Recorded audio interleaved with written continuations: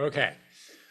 So my name is Nick Smith. It's my pleasure this evening to welcome Dr. Fu Na, who is a recent PhD from the New School and currently a postdoctoral scholar at the China Initiative and the Watson Institute at Brown University, and is here to share her research on production networks in southern China. As well as Mark Fraser, who is a professor of politics and the co-director of the India-China Institute at the New School. And so we will have a talk from Na for 30 or 35 minutes, and then both Mark and I will offer brief comments, and then we will open it up for Q&A. The floor is yours. Thank you so much. I will be presenting.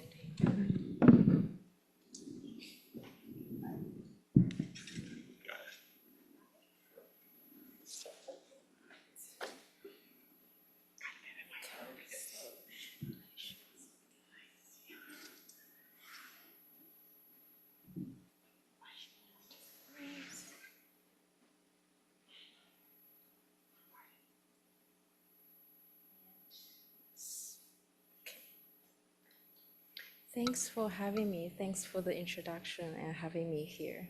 Today, I will be presenting my research titled Precarious Geographies, Migrant Laborers in China's Shoe Network Production. This presentation examines how the restructuring of labor network through network production creates new opportunities while reinforcing precarity. At the heart of this research are the experience, like the worker, such as Mr. Yang and Mr. Wen, whose family transitioned from migrant laborers in Dongguan to running workshops in their rural hometowns in Hunan. Their story illustrates how geographic mobilities within network production is not merely a matter of choice, but one of the necessity, one that generates and sustains precarious to labor conditions across multiple spatial contexts.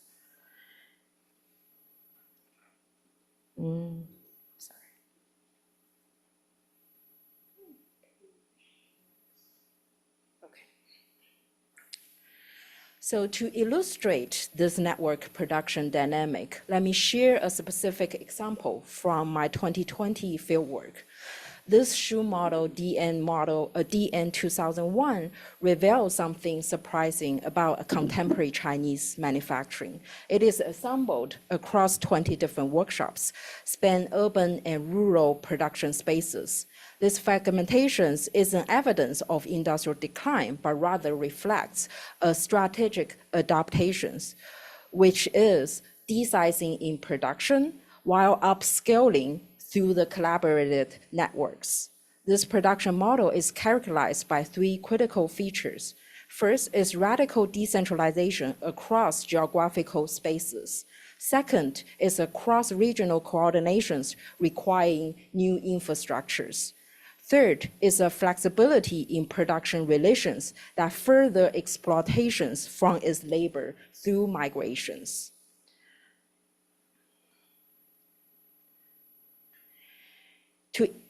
The theoretical foundations of this work rest on several interconnected concepts. First, I conceptualized labor precarity not as an accidental byproduct of economic changes, but as a deliberate strategy of capitalist accumulations, drawing on scholars like Guy Standing, Beverly Silver, and others. Second, I examine labor fragmentation through the lens of workers compensate between multiple rules through rescaling in adapting to human and machine integrative productions, as well as marginalized in terms of their rights and protections. Third, I analyze the spatial mobilities through the blurring of urban and rural distinctions, where production is no longer confined to fixed geographical locations, but operates through hybrid networked spaces. Finally, I investigate how digital infrastructures, particularly platforms that enable continuous fragmented labor and also algorithmic managements have replacing traditional employment relations with real-time coordinations across spatial boundaries. Critically, this isn't just about technological transformations. It is about how digital technologies reproduce and intensify existing social inequalities. Platform capitalism doesn't liberalize workers. It creates new forms of exploitations while maintaining structural class inmobilities. There are two central research questions guided this research. First is how has China's network production model reshaped the traditional urban and rural divide? And what are the social and economic implications of these spatial reconfigurations? Second, to what extent do digital platforms and network productions technologies create new forms of labor agencies while reinforcing existing inequalities? And to answer those questions, the findings I'm presenting today are based on ethnographic fieldworks conducted between 2018 and 2021. My data collections include 185 site visits across manufacturing facilities, conferences, and research institutions, and 120 in-depth interviews with stakeholders, ranging from factory workers, security guards, and ladies from the urban village who help on part of the shoe production, as well as a manager and owner of the factory, meeting with officials during conferences and meetings, and also engineers who develop those apps for the company and factories I'm working with. And it also includes detailed observation notes for production sites and through working on assembly lines for months and also following the supply chain by the delivery vans between workshops. That was able for me to mapping out this network of production I'm talking about today. And also it includes the analysis of governmental reports and statistical data.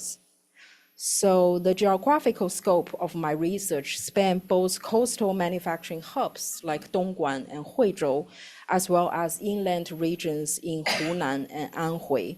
And today I will be focusing on the Hunan and Dongguan relations, and representing the nature of the contemporary Chinese production network across diverse spaces. And to address my research questions, I have developed an analytical framework that mapping production spaces across 3 historical periods and spatial configurations.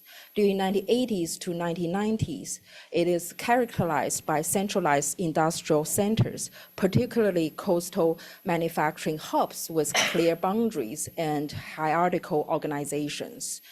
And during 2000s, looking at the development of the local villagers in their own residential lands, and the urban village emerges and become the grassroots production spaces, creating these hybrid zones between formal and informal economies.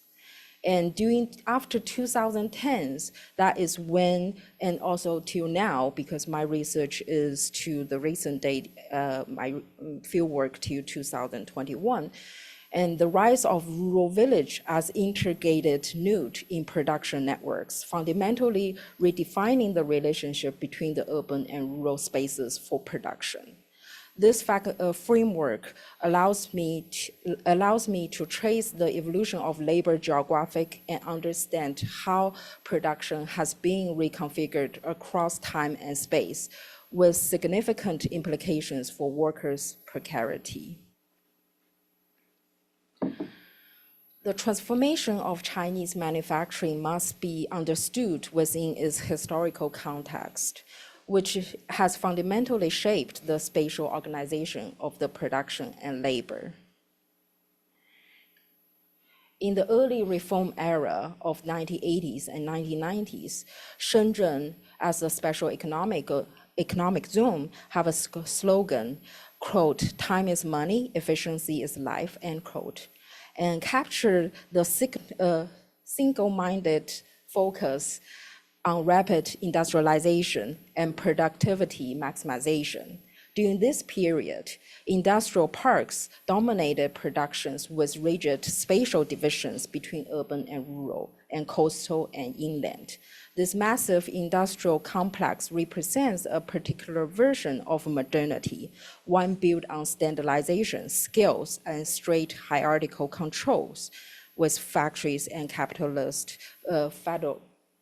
foreign direct investments. The example I'm looking at in Dongguan is mainly driven by Taiwan and Hong Kong investors. And I'm using photo by Michael Wolff, but it's representing how I'm looking at those workers during 1980s, mostly young, mostly women, lined up for 3 shifts of work. One of my interviewee, which is Mrs. Wang, was one of them, who migrated from Hunan to Dongguan during early 1990s for assembly line work in a shoe factory called Weatherhead. And this spatial organization of labor reflected a specific power dynamic. Rural workers moved to urban spaces while their body was subject to intense discipline and surveillance, reinforcing their status as outsider and temporary labor rather than permanent urban citizens. China's hukou system and land reform policy have profoundly shaped the rural and urban divide, creating institutional mechanisms that restricted labor mobilities while reinforcing geographical inequalities. This political geographic divide divided citizens into urban and rural categories, systematically limiting access to services and shaping migration patterns. In the 1990s, rural to urban migration surged as industrial zones like Dongguan emerged as manufacturing hubs, but migrants remained structurally disadvantaged by those institutional constraints. The persistence of hukou system ensured that even as workers physically moved to the cities, they remained administratively tied to their rural origins, creating a permanent underclass of floating labor. This political geographic is an incidence of China's economic development. It's fundamental to understanding how labor precarity is institutionally maintained across different spaces. On the other hand, Chinese social imagination has always centered on xiang or jiaxiang or hometown as a core concept. When I lived in factories, dormitories as a child in the late 1990s, I observed workers lining up on paydays to send money home. Typically, up to 60% of the earnings were sent home to build houses in the village, hundreds of miles away.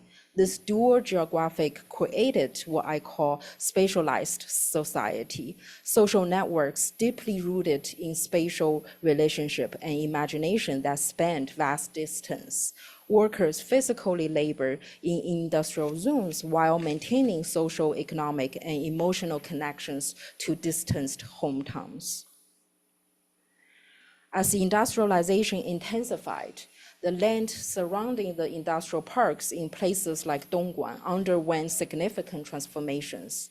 Urban village emerged as a crucial spaces that blurred the boundaries between formal and informal economies.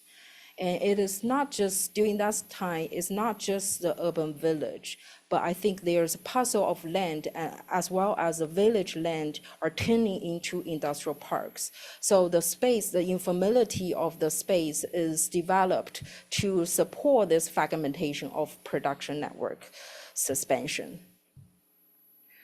But I will use urban village as one of the key examples through this period of time.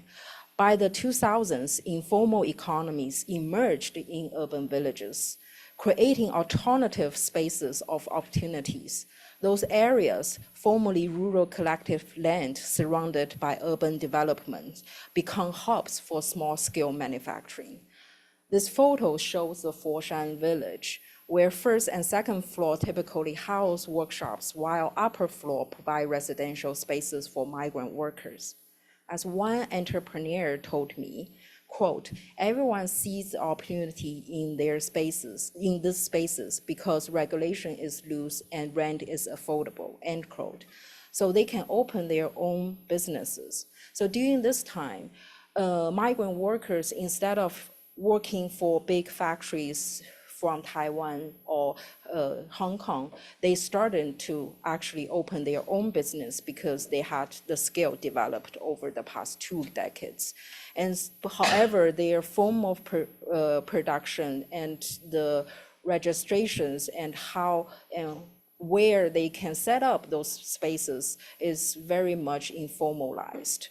And in terms of how they find spaces in between factories, as well as on the boundary of the cities, as well as in those urban village spaces, looks like this. So this map shows the extent of urban villages in Dongguan, appearing as yellow patches throughout the urban spaces in Dongguan. Those villages become crucial production nodes as manufacturing fragmented into smaller scale operations. The prevalence of those informal spaces demonstrated how network production relies on regulatory gray zones, area where labor and land regulations are less strictly enforced, embodying greater flexibility. When I say flexibility, in the industry, everyone talk about the concept of flexibility, resiliency.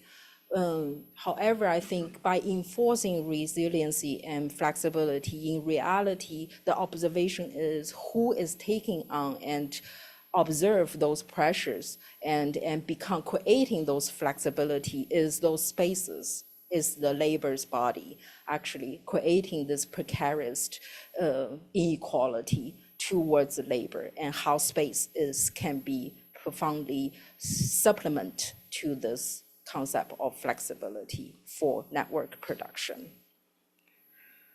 During this same period, a parallel transformation was occurring in urban areas as migrant workers invested their factory earnings in constructing homes in their village. This view shows the rural housing where many migrant workers investing their factory earnings. The multi-storied buildings in home village were often built incrementally over decades of saving from work in the coastal factories. As Mrs. Wang explained it, quote, we worked in Dongguan for 20 years, but always knew we would eventually return home. This house represents our life's work, end quote. This structure embodied the contradictions of migrant labor, physically absent from the hometown while maintaining economic and social presence through investments.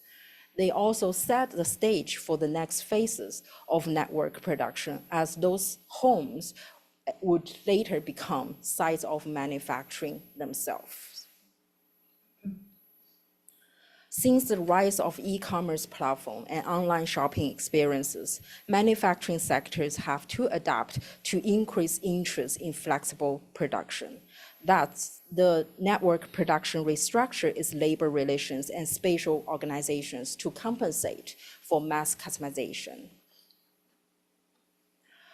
A particular instrumental examples I'm giving here to represent this network production can be observed through platforms like Shein.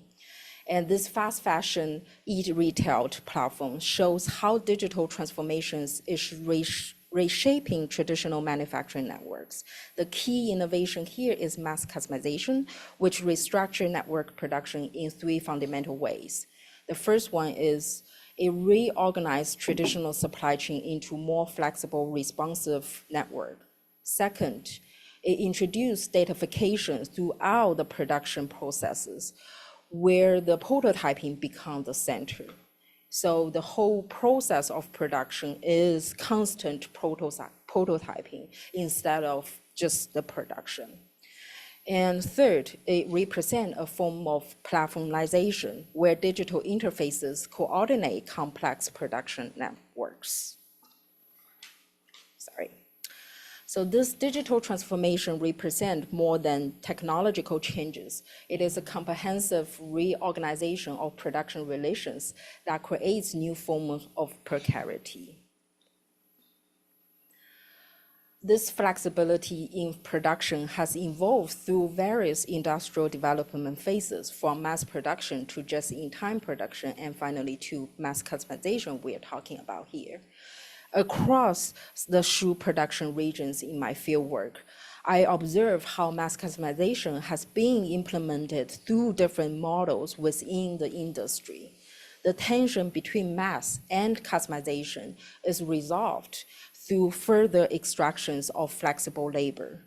Workers must adapt to increasingly unpredictable production schedules and scale requirements while bearing the cost of this flexibility. Especially with the rise of e-commerce and data-driven production, workers experience intensified demand for adaptabilities without compensations and protection.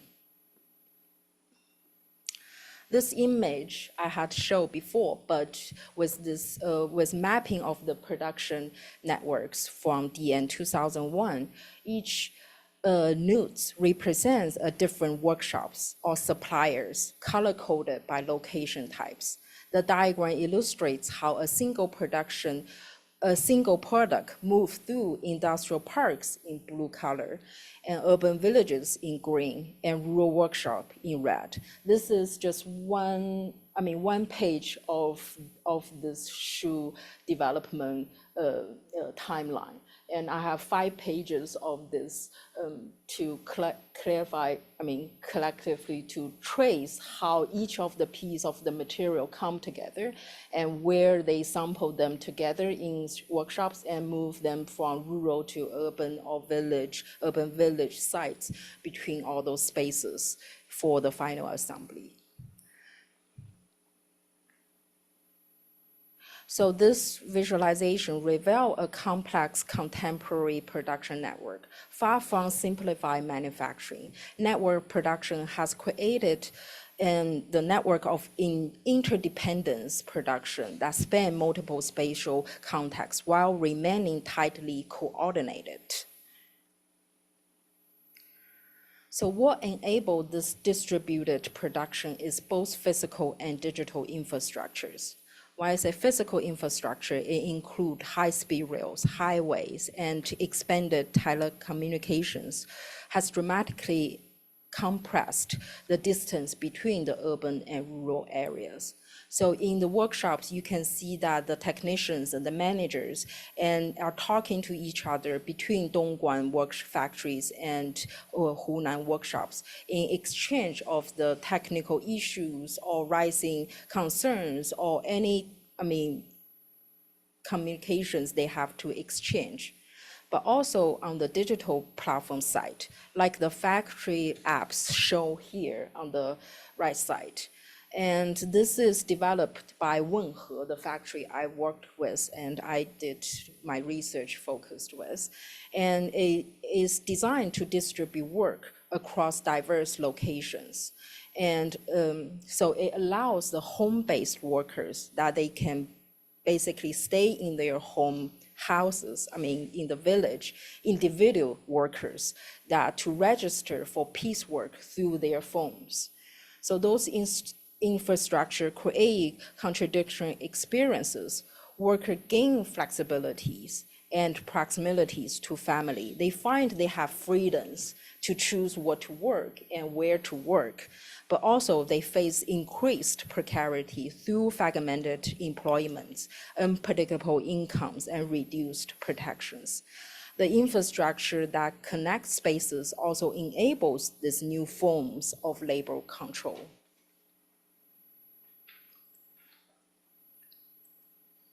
So I will go from the factory to urban village to the village to show the space, as well as talk about how those spaces has been transformed.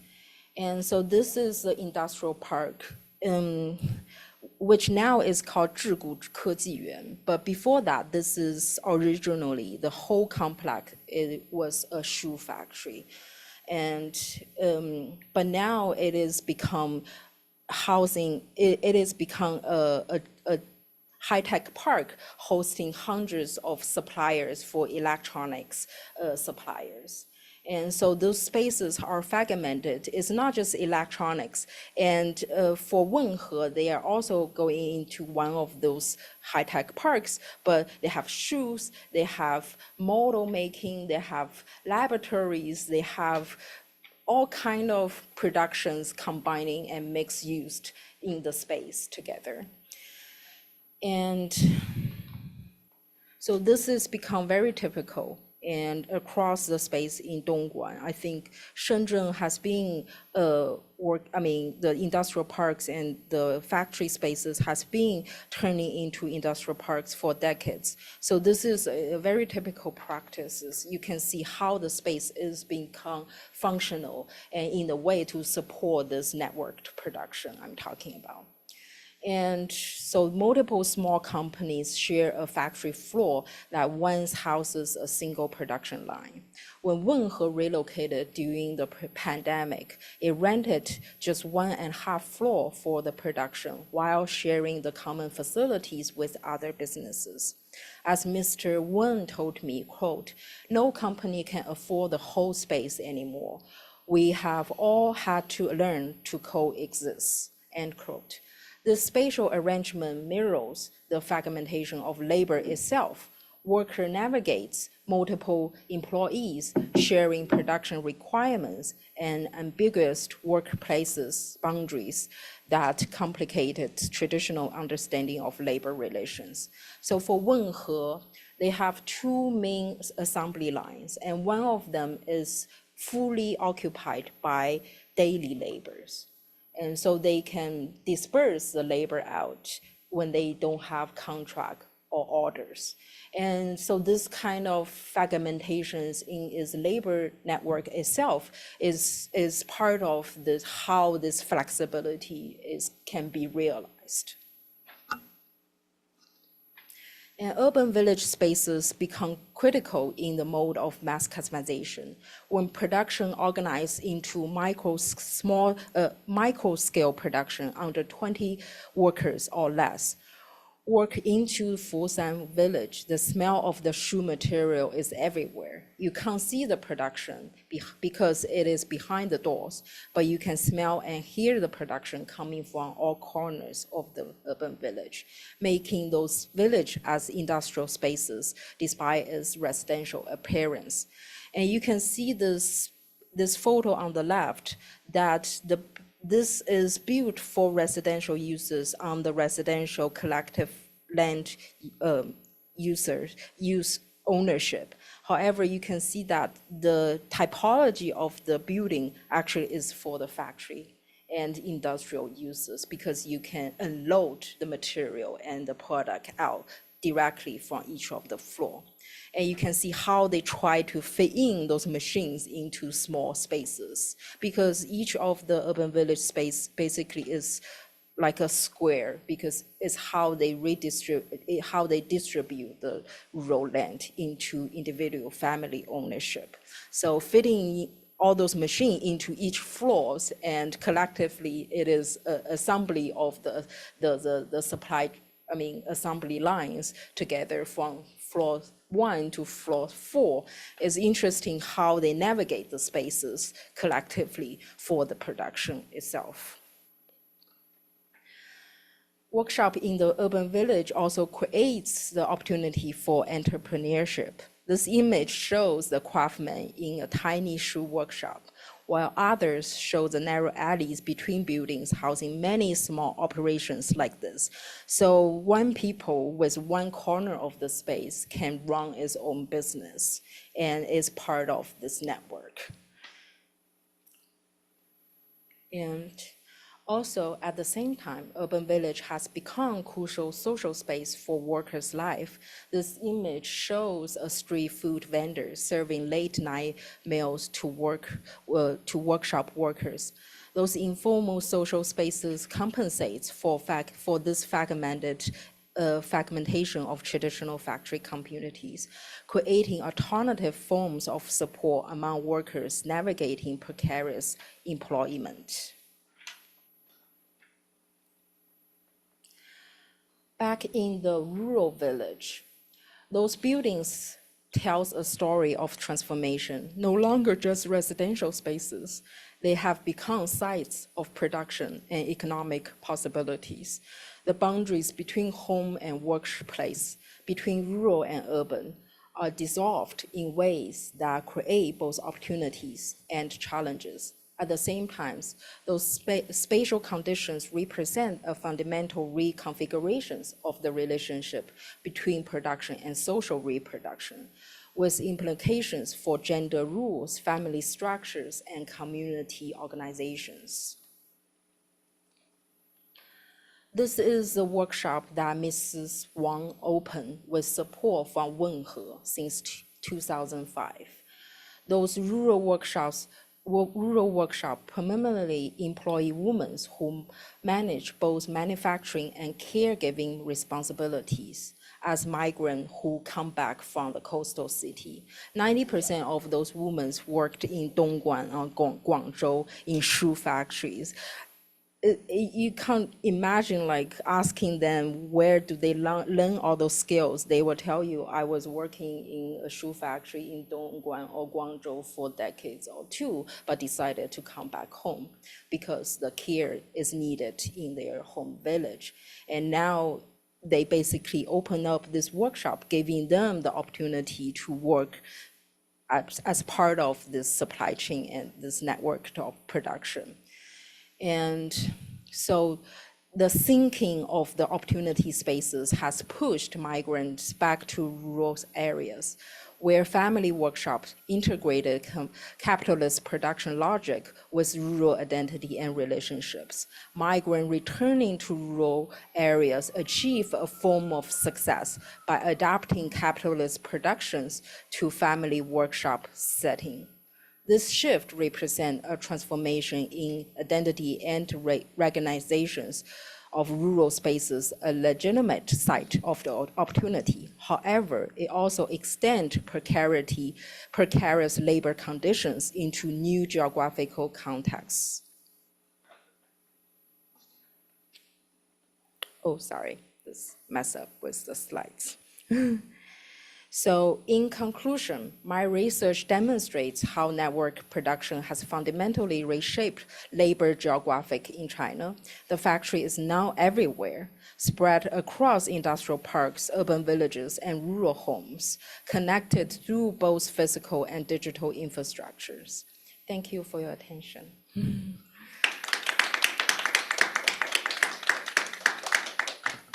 So I should stop sharing. Great, thank you, Na. Why don't you come join us up at the table? Mark, did you want to go first? Sure, Yeah. I could go first. Great. It's always great to have the paper in advance, read it carefully, and then see the slides and the talk, and it clarifies some things, but it also prompts new questions I have. So I was going to organize this around five short, brief points, and with questions in each, and you don't need to answer every point that's raised, especially because we have another discussant. But I mean, the interesting thing to me, and maybe that you would agree with me in the audience, is that the puzzle here is like, how does this shoe production survive? I mean, what is going on? In a classic economic geography story, it would be, post-industrial landscape. It's either gentrified and turned into, high-value housing and urban service sector kinds of things, or it kind of rots away as a rust belt that you see in the classic story. So it really is something, and particularly it's not just any production, but it's shoe production that is the focus of which is kind of a classic industry or sector that you would think is going to move either to some place where costs are lower in interior China or abroad. And of course that has happened. But the real story is what is going on in this space, and I'm going to push a little bit more for you to offer a kind of an explanation for why we're observing what we are observing. So the first point is about the paper has a lot of concepts, network production, precarity, platform capitalism, and then in the talk you bring up something that's not in the paper, but I know is also the subject of your dissertation, which is mass customization. And I think, maybe when we turn it back over to you, you want to talk about what is the difference between mass customization and just-in-time production, which also has a kind of supply chain, because supply chains are, Apple iPhones, everyone talks about those as being supply chains, but this is a particular kind of supply chain. And then, yes, you say a few places in the paper that precarity influences the spatial organization of work. And I'm not sure it's just precarity. I think maybe precarity is an effect rather than a cause of all this. So that's the first area. The second is the empirical work. It's really amazing, and you showed it in your talk. You've got these 3 spaces that you've laid out. And again, for me, the main question is what causes these forms of production to come about? It's not state industrial policy, surely, because but you can talk more about that, and that's another one of my points. Where's the state in this? But how do these shoe producers, many of whom used to be migrant workers in factories, how do they persuade themselves that they're going to make money, that they can stay in business? Is it also possible that we see what we see in these 3 spaces of production, that is it an aging population story? There are also gendered roles. It seems to me that the rural workshops, as you mentioned, are no longer so young women who worked in the factories, but now have caretaking responsibilities. But the urban villages seem to be, they're predominantly men who are doing what they do in those spaces. So, is there a gender division of labor here? Okay, and then I think there's also, you called it political geographies, and you mentioned institutions, but I think part of the answer to why we see this spatial configuration is because of institutions. And you mentioned the various things, the hukou land versus rural land versus urban land. And you also point out throughout the paper that these are maintaining structural inequalities, which is also an interesting thing to further discuss. The third area for comment is about agency, opportunity, and choice. You mentioned that in your opening remarks that a lot of this stuff is not a matter of choice, that migrants, and you have an interesting part in the paper and in the talk where migrants persuade themselves that they're exercising choice, that they have some kind of freedom of mobility and freedom to kind of choose what they want to engage in by way of work, but that, as you said in the talk, freedom is a spatial and ideological construct for migrant workers. So I'm not sure where ideology comes in, but it may be something going on, a preference maybe for being a sole proprietor after you've been a migrant worker in a factory for so long. But anyway, that's an interesting. You seem to be, observing a lot of agency and choice and mobility, but at the same time saying, well, they're still kind of trapped in these in this ideological system or in this structurally and institutionally kind of exclusionary type of economic production.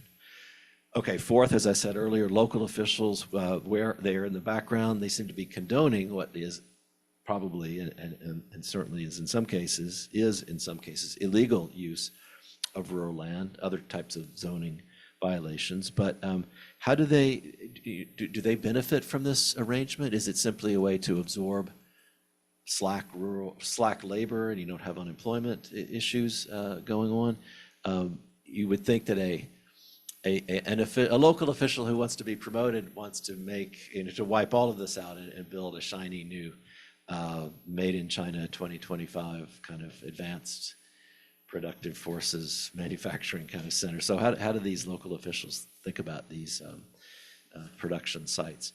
And then finally, just in the conclusion of the paper, I think there's some areas for sharpening. A few places in the conclusion you seem to say, and you said it in your remarks too, that like platform labor does not liberate workers.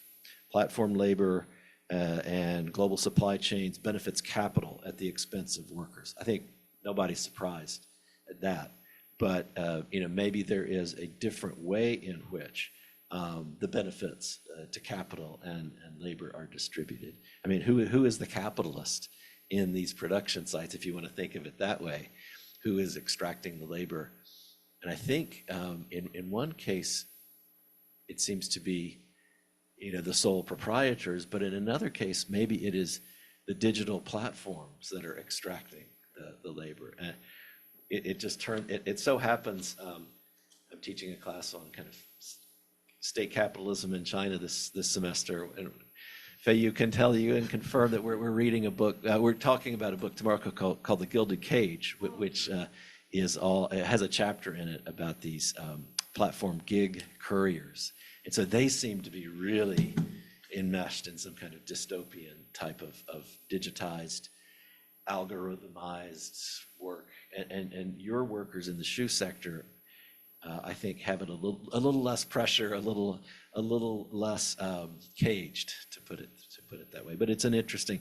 I think that I'll close on that. That this whole platform economics or platform capitalism and labor is a really interesting area and a topic. And when I go onto Canvas to teach to record my attendance and distribute, Canvas is a kind of platform, right? That for the delivery of educational content, and you can imagine someday that a faculty member will be, scored. How much time did you spend on this? What did you do?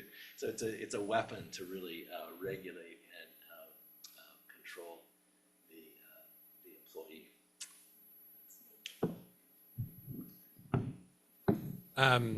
Thanks for this paper, Na.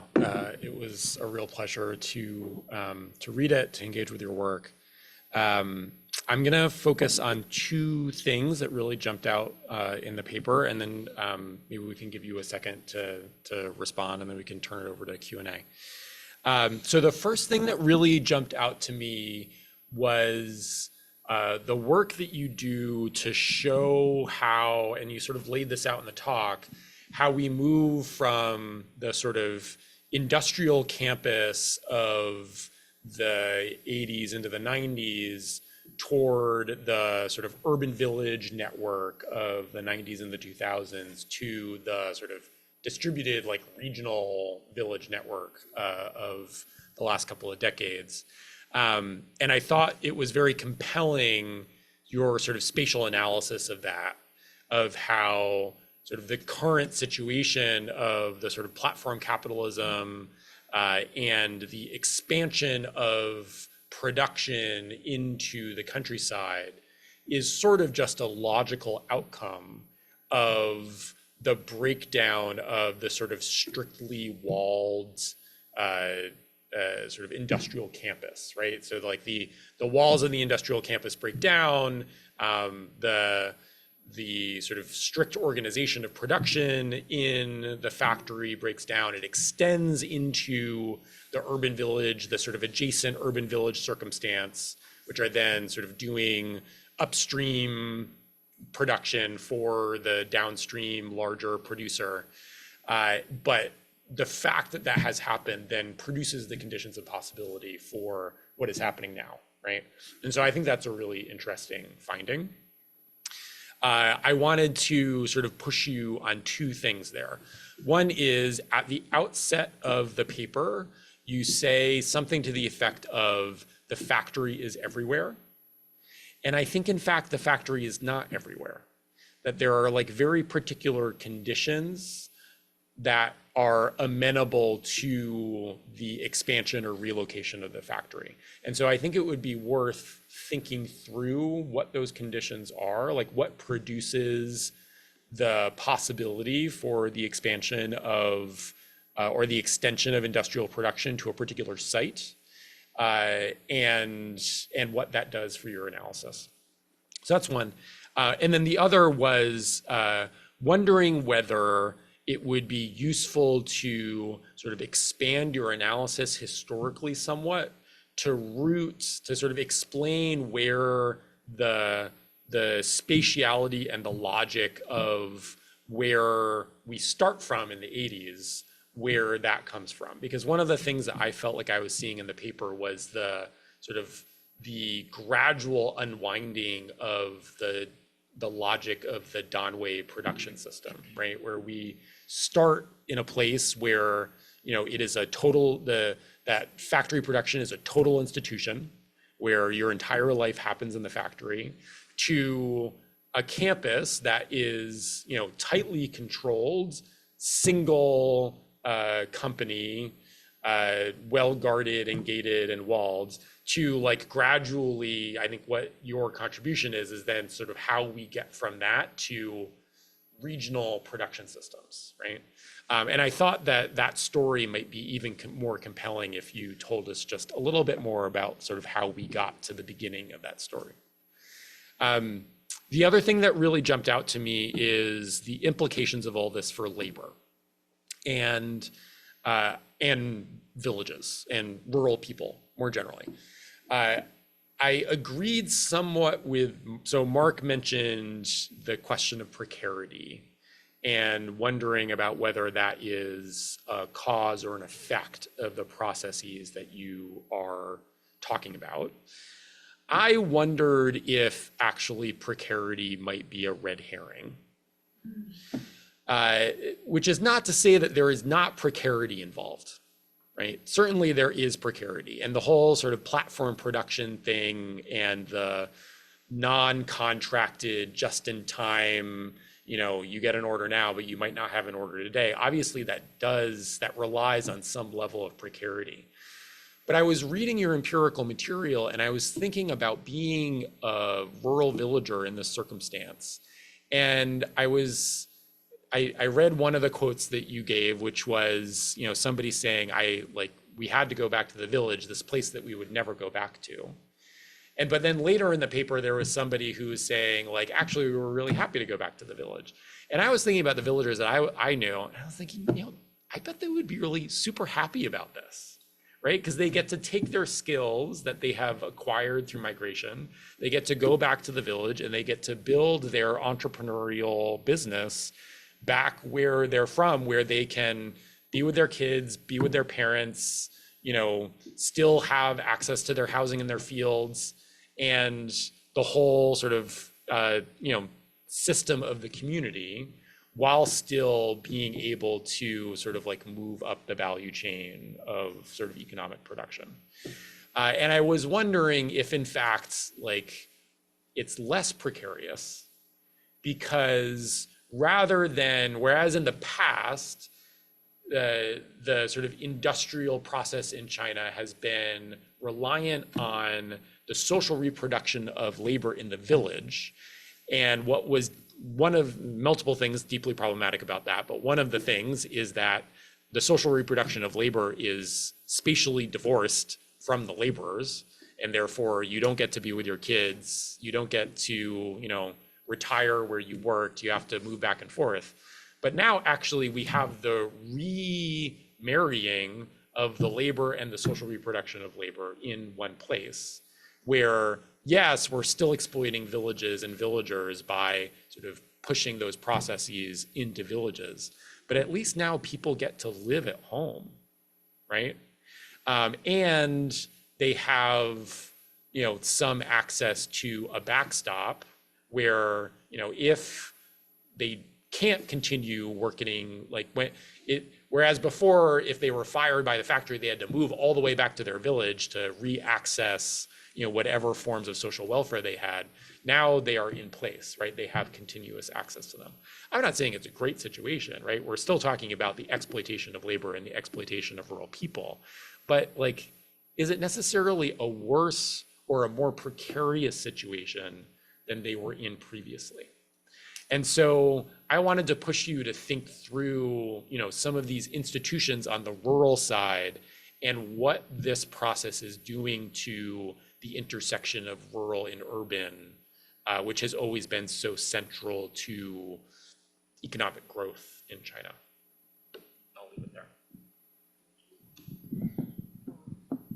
That's a lot to think about. Thank you so much for all the thoughtful feedbacks.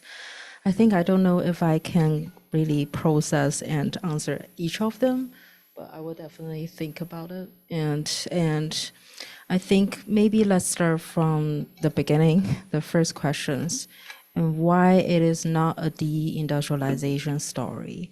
Actually, I don't know, Mark, if you still remember, in 2018, my whole preliminary fieldwork is structured with the concept looking at deindustrialization and going back to Dongguan at the beginning and looking at empty, I have so many photos about those empty assembly lines.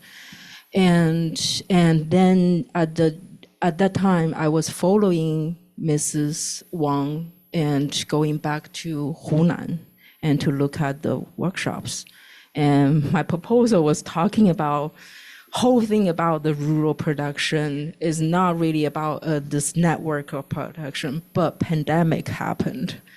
And so I had to really start somewhere. And why in 2020, late 2020, going back from US and after getting my proposal approved and deciding where to start, I was like, okay, let's start from a factory. That is a Wenhe I'm showing here. And I started working on assembly line for months and following the vans traveling between workshops. And then I realized it is not disappearing. It is really not about a story about how this deindustrialization is happened. And it is actually about how this group of people still producing and trying to adapt as much as they can to keep producing and find ways to adapt to different systems. It doesn't matter is mass production or just in time, or what we are looking at mass customization. So answering your questions, why it is not deindustrialized, it is a de-sizing. So the size of the production is definitely reduced. And I think shoe production now is only counting 4% of the GDP for Dongguan city. So, and in a comparative study at Huizhou city and Huidong County, I think 80% of the GDP for Huidong County is run by shoes. So, yeah, so I think by 2021, the data I was just presented was 60 billions for selling the shoes, annual income for selling shoes. So, and also in Dongguan, there are more than 300 suppliers, 3,000 suppliers and companies still exist in Dongguan doing my field work. So I was like following the supply chain and looking at the network. And I was like, okay, this is not about a story of disappearing. And I'm looking at how they try to survive and struggle through different mode of production. Then my research question entirely changed. I was like, I need to understand how is this function and how it works. So this is really that story, which I think not just Guangdong region, and Xiying is highly functional and occupying the Guangdong supply chain network, connecting to Hunan and Guangxi. But I traveled because the people was telling me you have to look at the Putian model, and I have to look at the Wenzhou model. So I travel to all those spaces, and production still happens, and shoe production still happens. So I don't know if China model will be different from others, because looking at how Hong Kong and Taiwan relocation happens, and they move up the ladder into R&D and and material development. Taiwan is highly occupying the material lab and for shoe production now, and they don't really have much shoe production now. What I'm understanding from my interview. So, but I'm observing China, I don't know if it's a phase of time with the aging of the workers, with interest of the government to upgrade the industry, but I'm seeing that people in China are in shoe industry are still trying to adapt, and especially they are moving away from export-oriented industry model, and they are trying to develop their own models with Shein, with platform-driven strategies, and their type of export-oriented production is very different from the FDI model I'm seeing. And so the second question on mass customization, what is the difference between just-in-time? So if we talk about just-in-time model, I think the good example is to look at the East Asia model, right? Industrialization model, and Toyota model as just-in-time, as, I mean, the name given to Toyotaism. And mass customization also at the time during 1960s, 1970s was one of the key terms developed in the West and applied in looking at how industrialization can be reformed in US or in developed country during that time, because they are observing this deindustrialization processes in US and other places too. So mass customization, we can trace back to 1960s, 1970s as a concept developed. But I think what we are seeing here as a model, just in time, is, for my understanding, please correct me if I'm wrong, just-in-time model is very cluster-based model. And in the way you have a co-factory like Toyota, and then you have very tight relations with its suppliers into different tiers of suppliers. So they come together in a really tight relationship with support of governmental fundings from bank loans and all that. So they have a package of how this mass customization works and just-in-time works. But in China, I'm observing, at least from the shoe manufacturing network, is a vast decentralization and an informal and formal network. It have very tight collaborations, but at the same time, if you follow different shoe models, you will realize, because different shoes apply different technology and different technical steps to make. Window shoes is very different from summer shoes, and women's shoes is very different from men's shoes. And with the material you use, I mean, they basically have to occupy different network of productions. So if we are talking about 160 steps in making a winter shoes, you would think they have to, each of the models have to replace suppliers in this network. So each of the shoe models is actually, how to say that? So it activate different network of production here we are looking at. So this is the network production I'm talking about. So this is very different from what I see from just-in-time as from the, yeah, and also earlier discussion on mass customization, as well as I think the digital platform play a critical rules here, and you can see that in one of other companies who develop its own prototype for this mass customization model. What happened is they only produce after the customer is paid online. So what happened is in any just-in-time or mass productions, it is a production. It is a consumptions after production. Is a quantity. So basically, you produce small quantities before selling it to your customer.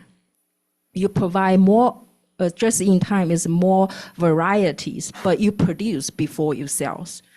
However, this model, mass customization model, is you pay after, production after payment. So on the assembly lines, each of the shoes carried on the assembly line is different from each other. So you can imagine how laborers have to adapt to the differences of each shoe models they encountered on the assembly line. Every day there, for the factory I'm in, there are 150 different shoe models produced every day on one assembly line. Instead of one assembly line produce 1,500 same shoes.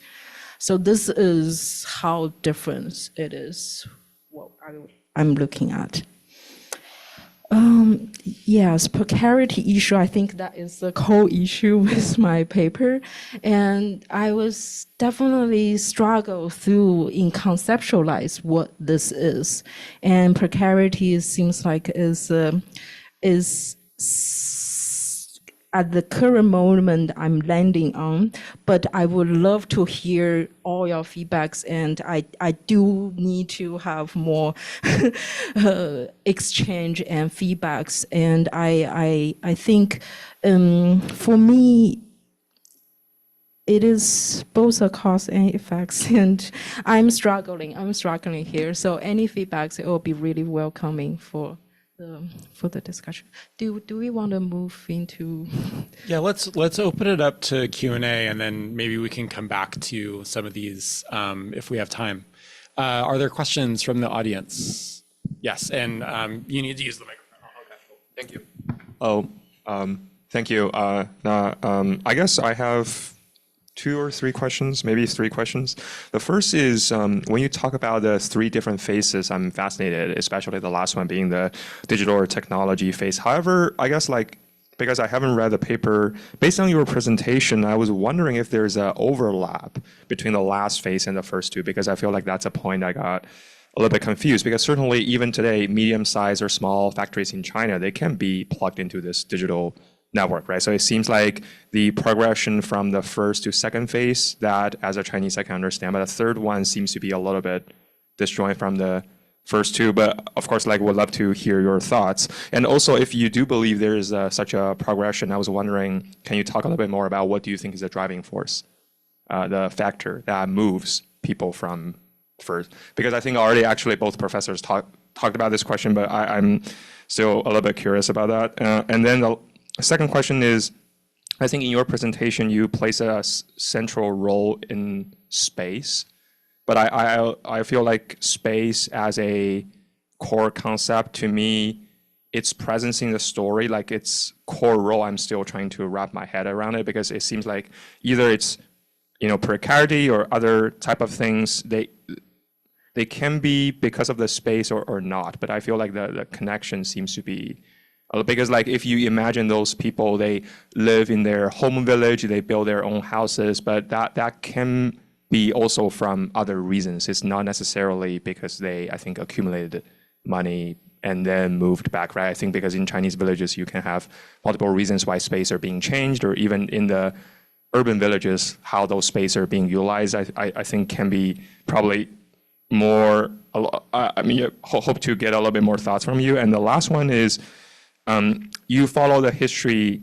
from 80s to 20s. So because one of your earlier pictures, you showed how those factory workers in the 80s, they were all young females. And later now, these people are maybe in their 40s or 50s. So do you believe this industry are also, aging, right? And then after that, what would happen? Because now we're looking at those people, they still worked for 2 decades and they moved their skills back.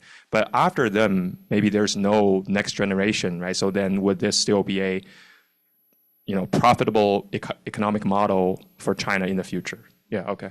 Thank you. Thank you. Maybe I will start answering some of those questions. Yeah, I think the overlapping is definitely true. I'm sorry, I was putting it into boxes just because I want to make a clear structure for people to follow through, and as well as why I put a time on 2010s, which is, I think, answering also Nick's question. The factory is the factory everywhere. And I think that is the overlapping between the concept of Taobao village as well as to this expansion of network production when I follow the traditional shoe manufacturing supply chain into the rural. But actually the rural itself has been developing its production as a network already. And I don't know if you, so the Taobao village, I think the first Taobao village started from 2012. I think I remember it right, in Zhejiang provinces. Now I think there are thousands of Taobao villages. I also see the overlaps between this network with that network. I think it is really a restructure of the supply chain. When I talk with people from Alibaba, when I was I joined their Alibaba and Taobao village conferences during my fieldwork. They are talking about not looking at global supply chain. That's why I'm not using supply chain as a concept, because I think supply chain give you a narrative of this linear network or linear relationship.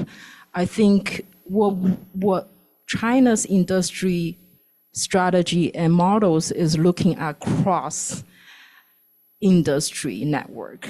So a lot of overlapping will happen. It is happening between different suppliers, sharing suppliers or technologies, and especially for platform-driven productions, I think Alibaba have a model called Xiniu.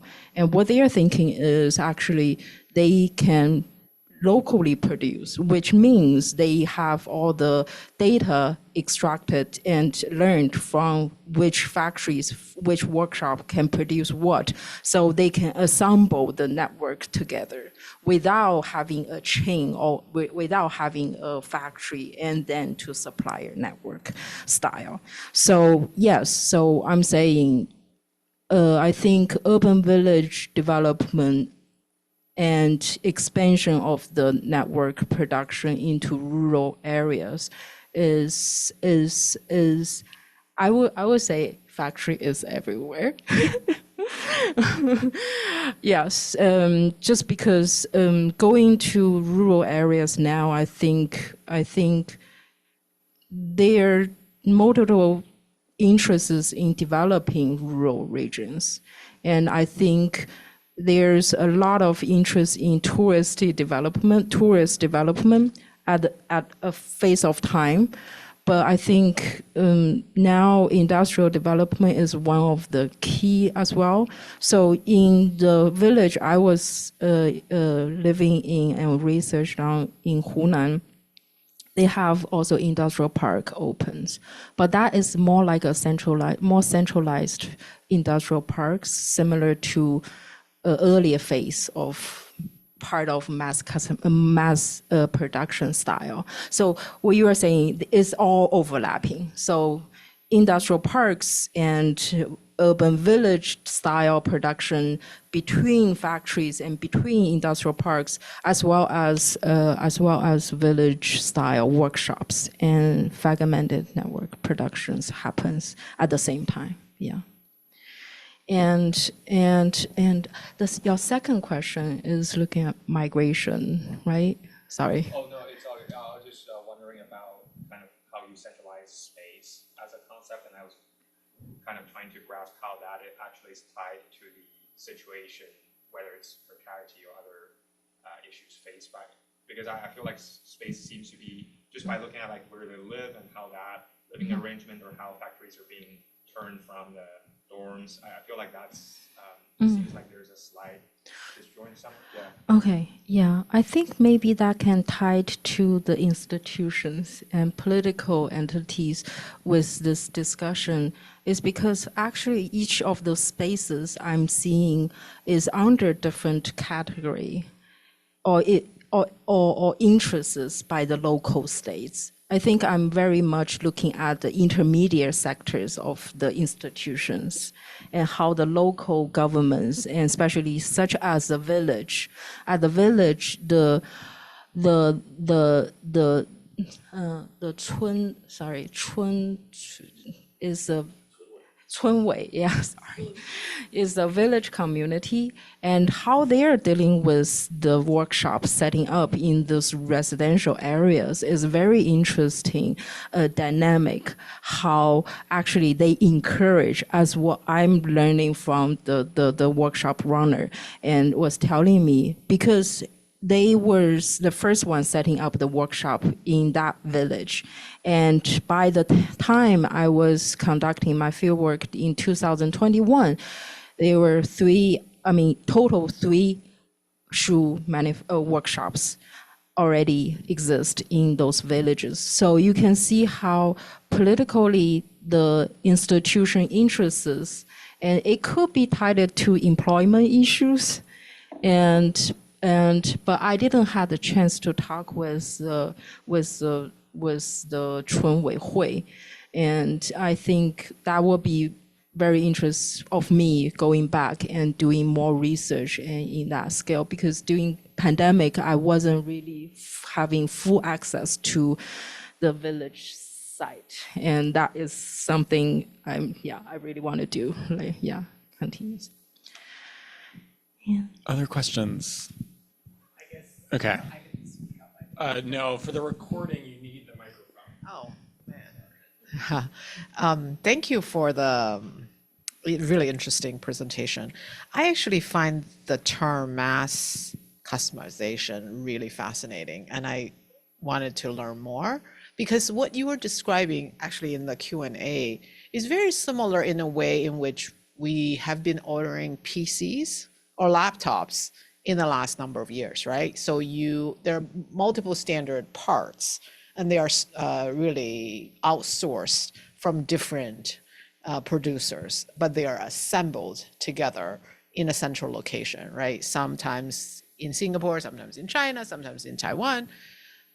So it's really fascinating to see a much higher value types of commodity using the model that is now being transferred to a much lower value, and especially much lower value added. And so, which means capital and labor are positioned in very different ways, right? PC or laptop is higher, value added, the assembly line, but I'm not sure about shoes, right? So which means the margins for wages and all sorts of compensation for labor is very, very different. So I'm very curious in terms of, do they standardize parts of the production so that even though they produce 150 different shoe models, right? So it's almost like a menu, right? When people order, like you put this, like how we do hot pot, right? Like you do the right? So in a way that allows the production some flexibility. Yes, they're modern models, but on the other hand, if you look at it, the key components may be limited. I don't know, right? So then second is, how do they actually manage inventory? So if you have somewhat standard parts, right? So we know that some laptops are difficult because certain standard parts, especially chips, may be lacking. So it is actually really interesting in terms of industrial organization. And then, so who are the bosses, right? Are these actually returnees or migrant returnees who use small amount of capital to organize? I'm just really curious, right? So I would love to hear you talk about them a little bit more. Lastly, what actually gets me really concerned about. We all know in the 1980s and 90s, there were a lot of TVEs. You know, villages went through this sort of early industrialization, and all of which have been closed. And one of the key reasons was environmental impact, and you know, also the urban sectors being more kind of coming up as bigger competitors. And I'm curious about this. This seems to be to some return of village industrialization, but in a very different form. Shoe production is not environmentally very friendly. So how are these side effects, or what we call externalities, are being handled? And which also speaks to mass customization, right? The more parts you're using, the more likely you have to produce different things. So I'm kind of really more interested in, so both of my questions are related to the materiality of the production. We're running out of time, so let's stack the questions. We'll take the next couple of questions, and then you can have the last 5 minutes to try to tie it all up. Oh, God. Okay, well, given that, I'm going to just add one more question to this. I love that you started the presentation mentioning care and domestic work. Actually, your work reminds me a lot of the book that we read in one of Nick's class, Factory Girls, that was written in 2008.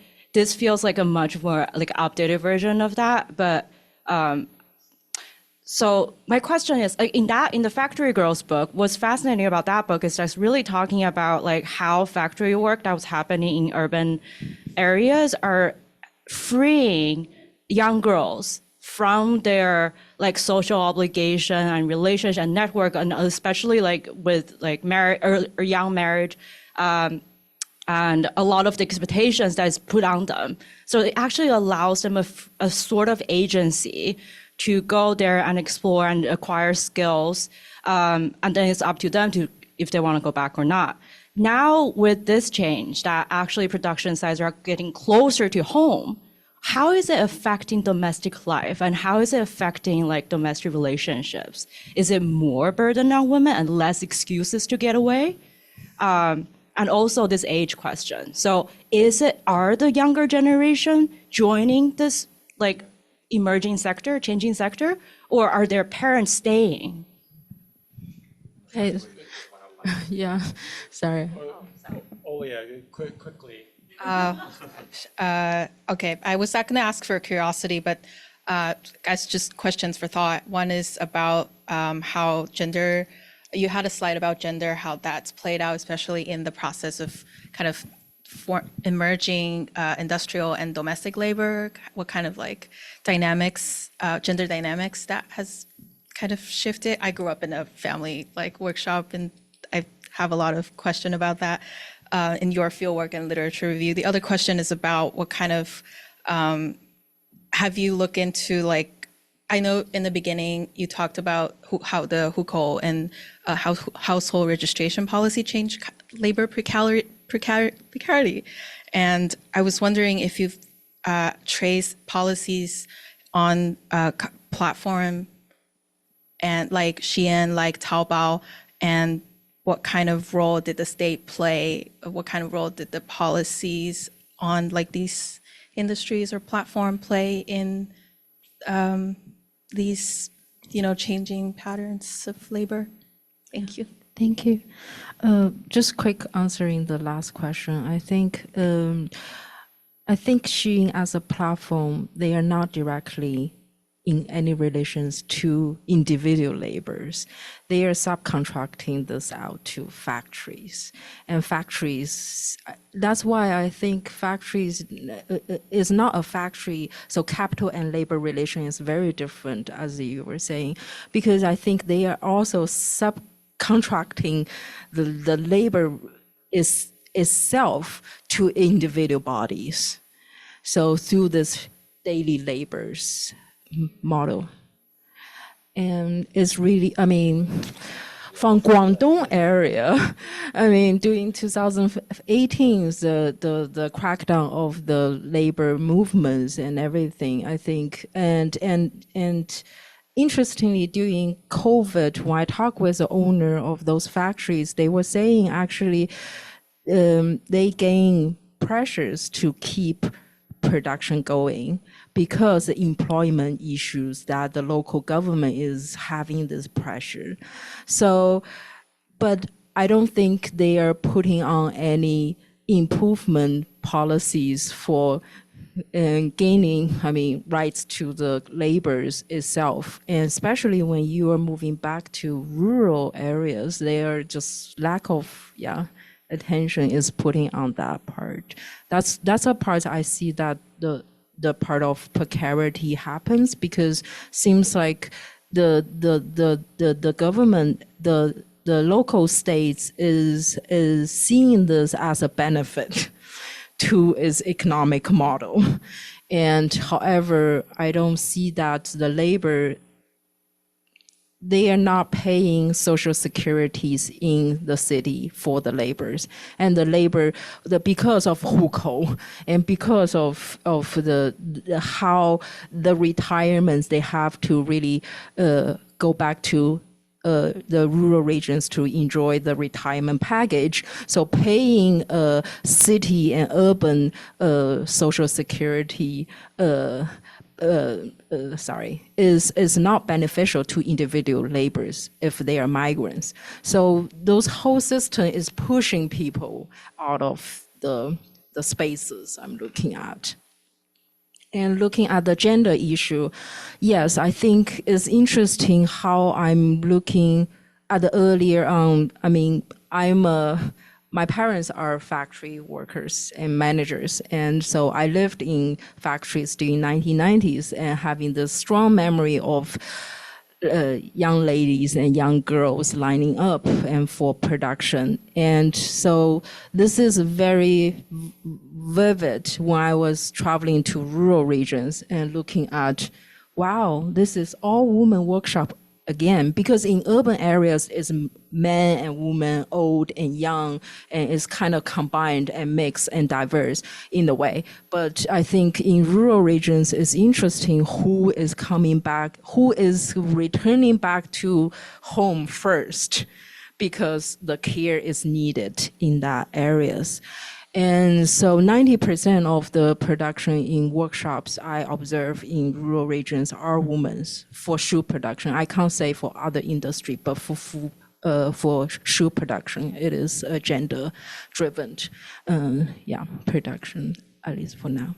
And so that's why I was like really key when I looking at, so I want to develop this further, but this is one of the key issues I'm observing and looking at, and how social reproduction happens in that setting with how women's body have to produce in multiple ways. They have to actually practice in agriculture, taking care of the land in a way, and in production, and in social reproduction of care.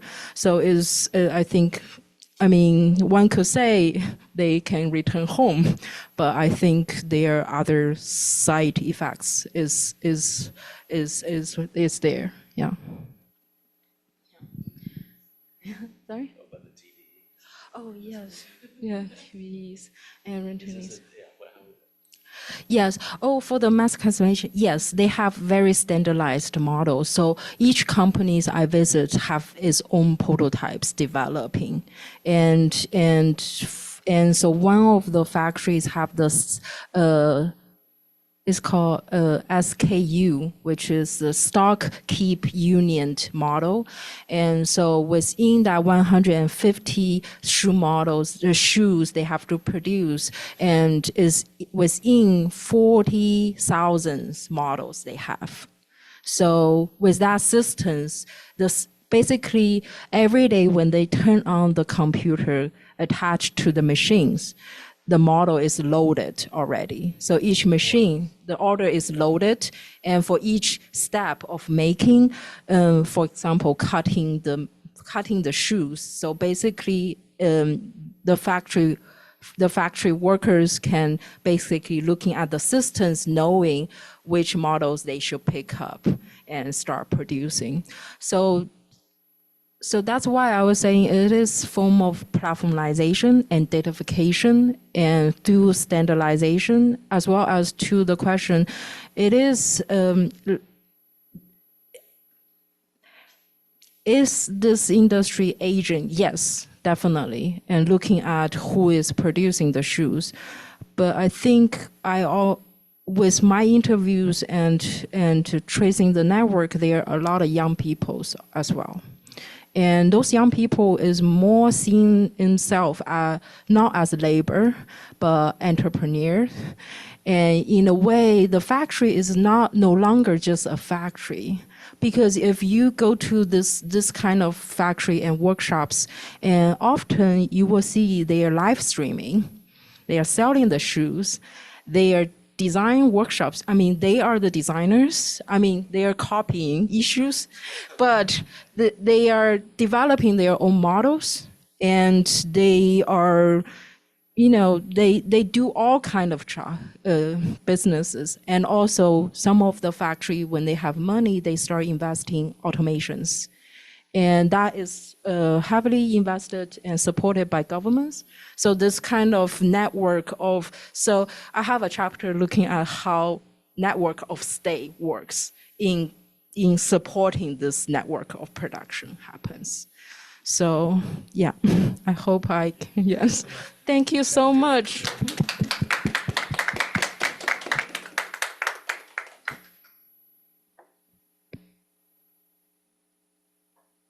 Thank you, Na, for an excellent talk, and thank you all for your great questions. Good night.